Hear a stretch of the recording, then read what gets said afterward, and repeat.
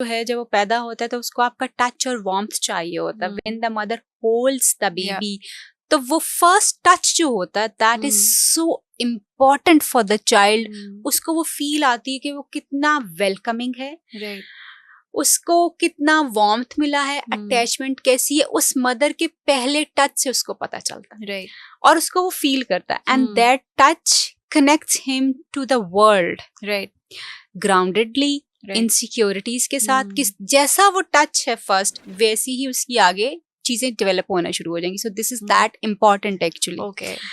अच्छा, अब फिर जब बच्चा बड़ा होना शुरू हो जाता है तो हम 1.5 ईयर की एज के ऊपर बच्चा साथ साथ अपने आप को एक्सप्लोर करता है. हमने बहुत दफा देखा अपना पाँव मुंह में डाल लेगा, अब कोई भी चीज उसको हाथ में आती है. जेनेरिकली क्यूट कह रहे होते हैं, एग्जैक्टली, क्यूट लेकिन वो अपनी एक्सप्लोरेशन की फेज के ऊपर वो अपनी बॉडी एक्सप्लोर कर रहा होता है. इसी तरह से जब हम उसको अनपैम्पर करते हैं तो वो अपने जेनेटेलियास को टच करता है. यूजुअली 1 ईयर और इस स्टेज के ऊपर चीजें जो हैं वो 1.5 ईयर की स्टेज के ऊपर ये चीजें शुरू हो जाती हैं. वो अपने जेनेटेलियास को टच करना शुरू होता है. That is one of very very important stage for the sexual development. Right. अच्छा, अब उससे पहले की जो चीजें हैं, बच्चा सारी इंफॉर्मेशन जो है ना वो उसको मीनिंग्स नहीं पता, क्योंकि लॉजिक नहीं है कोई भी. उसका ब्रेन डेवलप हो रहा है, वो इंफॉर्मेशन जो है वो सारी असिमिलेट कर रहा है, सारी इकट्ठी कर रहा है, मगर इट्स मीनिंगलेस फॉर हिम. बस इंफॉर्मेशन आई जा रही है, स्टोर रिस्पॉन्स इस तरह से नहीं, कुछ भी नहीं. Right. It's not making any sense to him. लेकिन अब वो इंफॉर्मेशन कैसी उसके दिमाग में जा रही है, इट्स ऑन पेरेंट्स. वो उसको क्या सिखा रहे हैं, वो उसको क्या बता रहे हैं, कौन सी एसोसिएशंस क्रिएट कर रहे हैं, कौन से टच उसको इंट्रोड्यूस करवा रहे हैं, ये पेरेंट्स का काम है. अगर आपने अपने बच्चे के फर्स्ट 5 इयर्स जो हैं बड़े अच्छे डिजाइन कर दिए, बड़े खूबसूरत आपने बना दिए, उसको आपने रिलेशनशिप बनाना, शेयरिंग करना, एक ग्राउंडेड पर्सनालिटी अगर आपने डेवलप कर दी तो आपका बच्चा अपनी लिटरल लाइफ में he will be like wow amazing. लेकिन अगर आपने अपने बच्चे के अंदर इनसिक्योरिटीज जो कि पेरेंट्स की तरफ से आती हैं, इनसिक्योरिटीज, डर, खौफ, रिजिडिटी, एंगर, ये सब कुछ डाल दिया तो वो भी आपकी तरफ से बेसिकली. सो जो मैं कहना चाह रही हूँ ये कि parenting is a skill basically which parents should learn. 1.5 year की एज में यूजुअली हमने जो सुना, हमने भी अपने चाइल्डहुड में ये सुना, फिर हमने अपने कजन्स को और सबको करते हुए देखा भी कि बच्चा जब अपने जेनेटेलियस को टच करता है तो हम उसको कहते हैं गंदा है, छोड़ो, क्यों टच करो, गंदा गंदा गंदा. That's the first word he is hearing from you about his और हर जेनेटेलियस. राइट. जब आपने उसके दिमाग में एक गन डाल दिया तो फिर हमेशा के लिए गंद ही रहेगा. That's the first association. अच्छा, अब वो उसके बाद भी आपने कभी अच्छा तो कहा ही नहीं.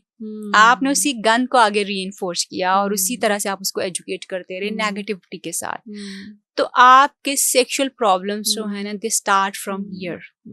हम समझते हैं कि बच्चा बड़ा होके बिगड़ गया. बच्चा बड़ा होके नहीं बिगड़ा, बच्चा बड़ा होके वो कर रहा है जो उसने सीखा बचपन में प्रोसेस कराया गया, जो आपने उसको बताया है. बिल्कुल. देन हमें यानी ये एजुकेशन जो है ये स्टार्ट आपकी बर्थ से ही हो जाती है. जैसे अगर मैं बहुत शुरू में जो हमारे पास जो पेरेंटल कोचिंग के लिए लोग आते हैं उनके लिए हम जो चीजें स्टार्ट करते हैं, हम उनकी ट्रेनिंग स्टार्ट करते हैं when they just think of कि they want to have a baby. वहां से हम उनकी काउंसलिंग स्टार्ट करते हैं because that's what I have learn from abroad. और मेरी वहां से चीजें इसी तरह से हम वहां पे किया करते थे. तो वहां से काउंसलिंग स्टार्ट होती है, हमारे जो पेरेंटल कोचिंग सेंटर्स हैं वहाँ पे. और उसके बाद जो है हम उनको जैसे जैसे मदर कंसीव कर जाती है, आपने कभी नहीं सुना होगा कि एक बाप जो है उसको ड्यूरिंग प्रेगनेंसी अपने बच्चे के साथ अपना कनेक्शन बनाना चाहिए. ये हमेशा मदर के ऊपर ओनस डाला जाता है. Exactly. We teach people how to do this कि आपने बर्थ से पहले ही आपके बच्चे को आपका फील होना चाहिए, आपका एक कनेक्शन होना चाहिए, बिल्कुल उस तरह का जिस तरह का कनेक्शन उसका उसकी मदर के साथ. बट डोंट यू थिंक कि पाकिस्तान में ये चीज नहीं है? मतलब वो पेरेंटल कोचिंग नहीं है, वो पेरेंटल थेरेपी नहीं है, बच्चों के साथ वो कनेक्टिविटी नहीं की जा रही. हम कितना बैक एंड पे हैं इन सारी चीजों के साथ. बहुत. हम शायद अभी शुरू भी नहीं किए, लोग बहुत आगे चले गए, हम शुरू भी नहीं किए. अच्छा, अब जब हम वो बात करते हैं कि आपने फादर को उसके साथ कनेक्ट करना है तो उसमें हम बाकायदा तौर पे बताते हैं कि at least every day you need to touch your baby जैसे मदर टच करती है, with love. Tell him how impatiently you, him और हर कि how impatiently you are waiting for that, yes, और आप क्या एक्सपेक्ट कर रहे हैं, आप क्या करेंगे व्हेन ही और शी विल बी अराउंड, क्या होगा. So that's actually the first connection which a father can build with the child, and this is really really important. हमारे यहाँ पे तो फादर बेचारे जो हैं वो सिर्फ एक कमाने की मशीन बने होते हैं, कमाना है बस, एग्जैक्टली, सिर्फ कमाना है. अच्छा, बच्चों के साथ बेचारे एंजॉय नहीं कर पाते, अपनी बीवी के साथ नहीं एंजॉय कर पाते, अपने घर में नहीं एंजॉय कर पाते, सिर्फ जी कमाने के ऊपर आपने उनको लगा दिया, जिसकी वजह से आप देखो कि अब तो शायद चीजें थोड़ी सी इम्प्रूव की हैं, मगर जो हमारी पिछली जनरेशन है, they are in really toxic relationship with their parents. बहुत बुरा जो है वो रिलेशनशिप है बच्चों का. ट्रॉमास भी है ना, चाइल्डहुड ट्रॉमास कैरी हुए हैं, जनरेशनल ट्रॉमास पास ऑन हुए हैं, हील ही नहीं हुए और कभी सोचा नहीं गया कि ये ट्रॉमास पास ऑन भी हो रहे हैं और इनको हील भी करने की जो है वो जरूरत है. शायद पहचान नहीं है उन ट्रॉमास की, बिल्कुल भी नहीं है. ये the other day I was इसी पेरेंटिंग से मुझे एक याद आया, तो उसने मुझे एक यंग बच्ची जो है ना, she came to me and she said कि जी देखे ना, पेरेंट्स ने ये किया, पेरेंट्स ने वो किया, इस तरह से हुआ, यहाँ पे नहीं जाने दिया, वहां पे नहीं जाने दिया, रोक टोकी. विच इज ऑफ कोर्स, हम जब बच्चे होते हैं हम सब सोचते हैं, इवन अभी होते हैं, सबको बुरा लगता है. एग्जैक्टली, जब अभी हम जो इतने मॉडर्न एज के लोग हैं, जब चीजें बहुत चेंज हो गई, तो हम भी अभी अपने बच्चे को जब मना करते हैं तो उसको भी बुरा लगता है, वो भी रिएक्ट करता है, रिटेलिएट करता है आगे से, तो हमें भी बुरा लगता था.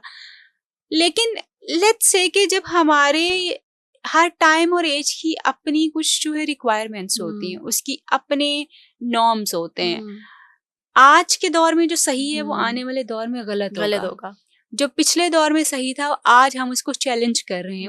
हम सोच रहे हैं कि वो जो हमें सिखाया गया था वो इतना गलत था कि हमारी पर्सनैलिटीज उसने खराब कर दी. हम ट्रॉमास में से जिसको हम जनरेशनल बैगेज कहते हैं, ट्रू, वो हम don't we think of it कि जी जब हमारी अगली जनरेशन आएगी they will be saying the same, because we are also doing हम, और वो इतना नेचुरली पास ऑन हो रहा है ना कि वो उसे फिक्स करना या वो पिन पॉइंट करना समझ नहीं आती. ये हो ही नहीं सकेगा, एक्चुअली ये हो ही नहीं सकेगा. Why? Because in every age and stage and era parents try to be their best, उनके हिसाब एग्जैक्टली जो उनको समझ आए या जो उन्हें सीखा है. ट्रू. हमारे पेरेंट्स अगर हमारे ऊपर बहुत बंदिशें लगाते थे तो हर पेरेंट्स यही करते थे, अपने अपने हिसाब से अपने उस चीज के अंदर. तो उस दौर में चीजें ही यही थी. तो they did not do anything wrong. हाँ, हो सकता है उनका तरीका बहुत अब्यूजिव हो गया हो, बहुत रिस्ट्रिक्टिव हो गया हो, ये चीजें ऑफ कोर्स ये तो वो बिहेवियरल चीजें हैं जो हमारे कंट्रोल में हैं और हम उनको चेंज कर सकते हैं. But at the same time when I see parents of this age, तो there is an other trauma for the kids के बच्चों को आपने इतनी आजादी दे दी है कि वो आपकी बात ही नहीं मानते, वो आपको सुनते ही नहीं है. The other day I was having a mother, she was crying like anything कि मेरी जो है वो 12-13 साल की बच्ची है और वो उसको इतना ज़्यादा मसला है, वो मेरी बात ही नहीं सुनती. मैं इसको कहती हूँ कि तुमने ये नहीं करना, वो कहती है आप क्या मुझे हर वक्त टोकने पे लगी रहती हैं. Let me experience the things, let me experience things my self. Parents को भी तो समझना है ना कि उनकी जनरेशन और थी, अब की जनरेशन और है. You have to move forward rather than just staying stuck where you were. बिल्कुल. लेकिन ये मैं उस मदर की बात कर रही हूँ जो आज की माँ है और वो अपने बच्चे को वैसे डील कर रही है जैसे उनको डील किया गया था, जैसे आज की माँ को डील करना चाहिए. Even then this is coming from the kids, right? Ji, this is interesting. Yes, इतना भी they are not ready to take you. इतना भी कि आप उनको कंट्रोल कर लें. मसलन let's say एक जो है ना, कोई एक मदर आई तो उसने कहा कि अब ये, क्योंकि आई एम सो सॉरी, बहुत सारी चीजें हमारी सोसाइटी के फैक्ट्स हैं, हम उनको माने या ना माने, दैट्स समथिंग एल्स. तो उसने कहा कि इसकी ना कुछ फ्रेंड्स हैं जो कि एक्चुअली स्मोक करती हैं, ये वो करती हैं. अब क्योंकि स्मोकिंग इतनी कॉमन हो गई तो आप अपने बच्चे को किस किस चीज से कहेंगे कि इसका नहीं तुमने फ्रेंड बनाना, इसको नहीं तुम. हाँ, अगर कोई बहुत बड़ी बात नहीं है तो आप कहते हो कि बेटा ये वो कर रहा है, आपने ये नहीं करनी. अच्छा, अब उन्होंने कहा कि जी माय चाइल्ड वॉज के जी मैंने क्यों नहीं करनी, मैं क्यों नहीं कर सकता, मैंने क्यों नहीं करनी, जैसे आमतौर पे बच्चे जो हैं वो कर रहे होते हैं. तो शी सेड के फाइन, तुम इसको ट्राई करना चाह रहे हो, लेट्स डू इट, मेरे साथ बैठ के कर, ट्राई कर लो, लेकिन कंटिन्यू नहीं करना.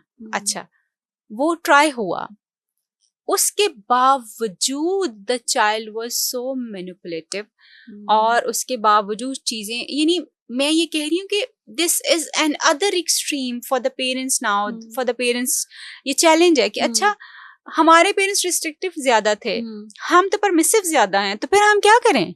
But don't you think doctor साहिबा के उस टाइम पर वो एवोल्यूशन नहीं थी, वो रिक्वायरमेंट्स नहीं थी, वो इक्विपमेंट्स नहीं थे, या लोग उस तरह से फॉरवर्ड नहीं थे जिस तरह से अब हैं? अब बच्चा पैदा होता है और उसके हाथ में जी आप टैबलेट दे देते हैं, रो रहा है, इसको फोन पकड़ा दो, इसको टैबलेट दे दो।